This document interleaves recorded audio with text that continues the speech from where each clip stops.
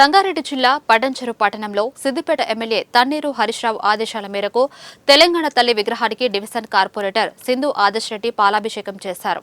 CM Revanth Reddy ఆవిష్కరించిన తెలంగాణ తల్లి విగ్రహం అవమానపరిచే విధంగా ఉన్నందున తెలంగాణ తల్లికి పాలాభిషేకం నిర్వహించినట్లు కార్పొరేటర్ పేర్కొన్నారు.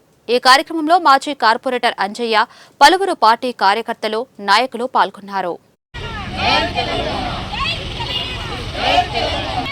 నమస్కారం. ఈరోజు పటాన్చెరువులోని తెలంగాణ తల్లి విగ్రహాన్ని మేము అందరం ఎక్స్ కార్పొరేటర్ తొంత అంజయ్య గారు, బీఆర్ఎస్ పార్టీ కార్యకర్తలు, మా బీఆర్ఎస్ పార్టీ కుటుంబ సభ్యులందరితోని కూడా తెలంగాణ తల్లి విగ్రహాన్ని శుద్ధి చేసుకోవడం జరిగింది. మనందరం కూడా గమనిస్తున్నాం, నిన్న జరిగిన ఘోరమైన అవమానం మన తెలంగాణ తల్లికి జరిగింది. దానివల్ల బీఆర్ఎస్ పార్టీ పిలుపు మేరకు ఈరోజు తెలంగాణ తల్లి విగ్రహాన్ని మేము ఇక్కడ పాలాభిషేకం చేసి శుద్ధి చేసుకోవడం జరిగింది. మనందరం కూడా గమనిస్తున్నాము, గత 1 ఇయర్ నుండి కూడా మన తెలంగాణలో పరిపాలన కాకుండా కక్ష సాధింపు పరిపాలన జరుగుతుంది. పర్సనల్ గ్రడ్జెస్ కోసం తెలంగాణ ప్రజలను అందరినీ కూడా పణంగా పెట్టడం జరిగింది.